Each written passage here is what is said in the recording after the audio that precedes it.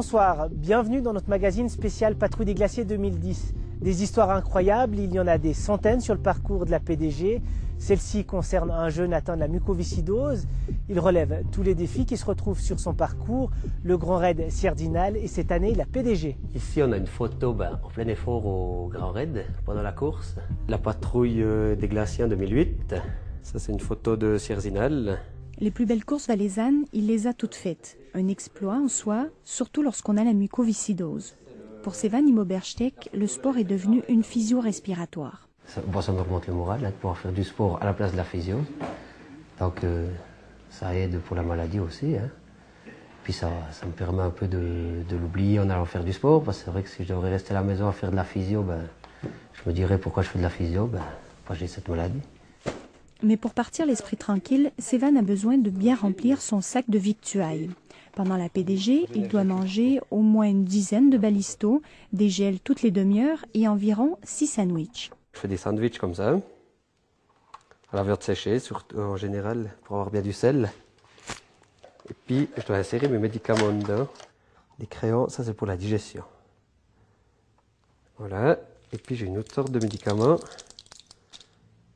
pour le pancréas. Une fois sur les skis, Sévan mord à pleines dents dans l'effort. Oh, je les ai posés en bas. Trop bon. C'est sympa ces balades en montagne. Un peu plus bas, son frère et son cousin. Sévan est bien entouré et les courses en équipe lui permettent de gérer ses efforts. Oh, il n'y a qu'à suivre le guide.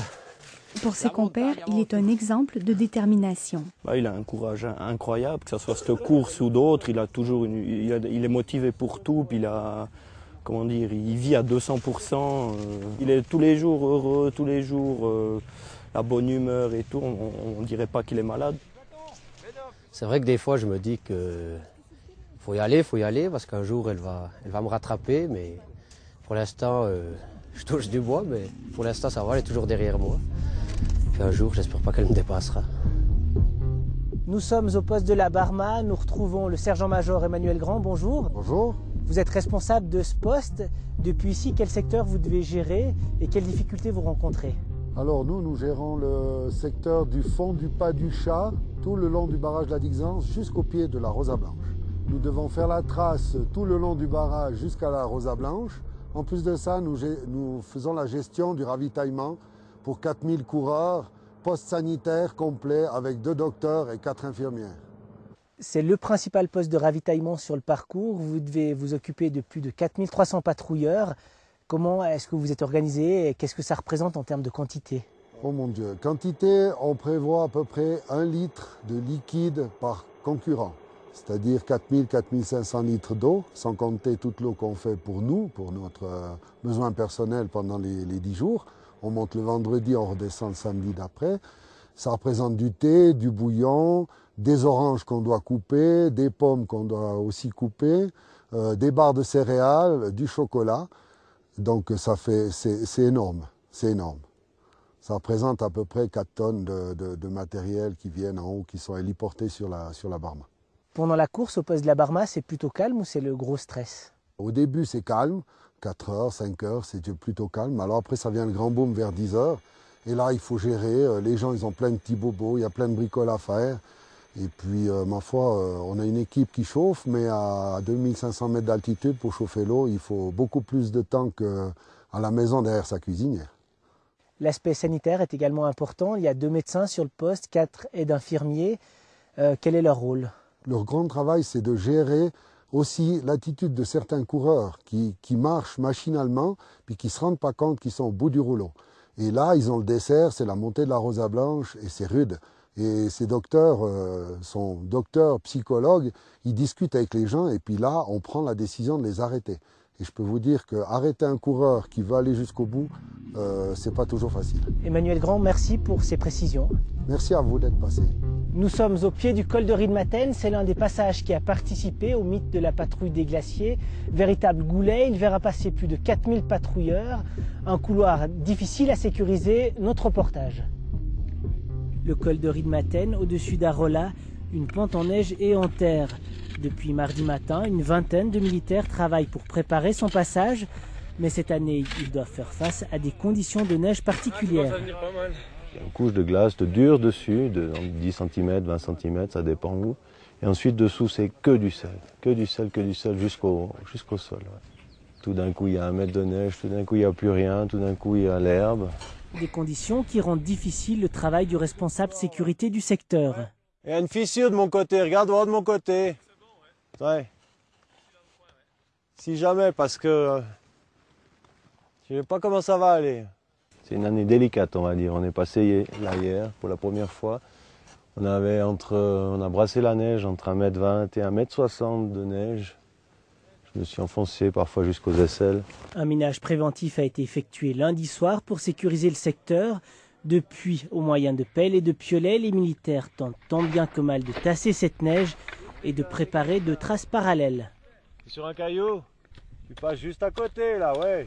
Mais c'est clair, on est toujours dépendant de la nature. Tout d'un coup, il y a un caillou, il faut contourner ce caillou, donc on doit vraiment tout dessiner là. On a tout rechangé par rapport à hier.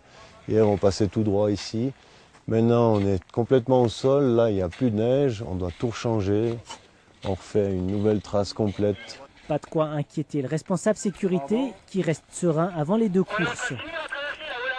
S'il n'y a pas de redoute durant la nuit, ça devrait être bien dur, quoi. La neige devrait être bien dure. Par contre, il y aura plein de petits passages où ça sera dans l'herbe.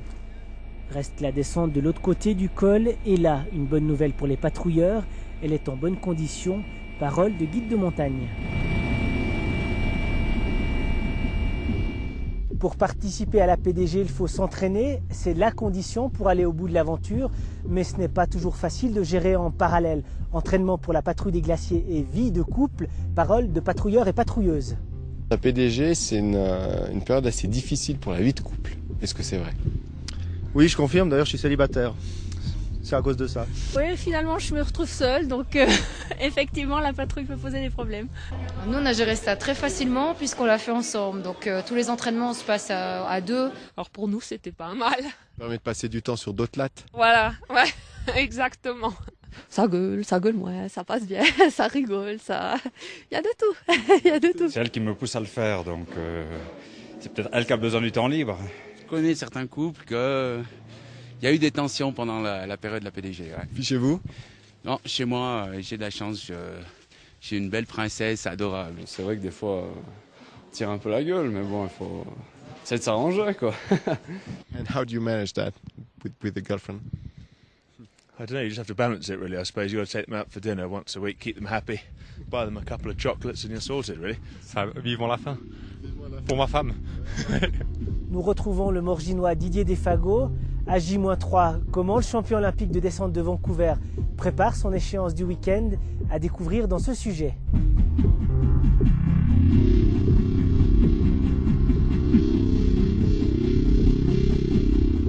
Didier, J-3. Aujourd'hui, beaucoup de sueur au programme. C'est en prévision de samedi ou c'est un programme habituel pour vous? Ouais, un petit peu des deux. Je pense que j'ai l'habitude, je dirais pas régulièrement, mais de faire ce genre de programme un petit peu pour que tout le corps travaille et puis qu'on transpire énormément. Donc ça permet aussi au corps de récupérer un petit peu mieux. Vous imaginez perdre beaucoup de sueur aussi samedi dans la patrouille? Oui, surtout qu'ils annoncent assez chaud.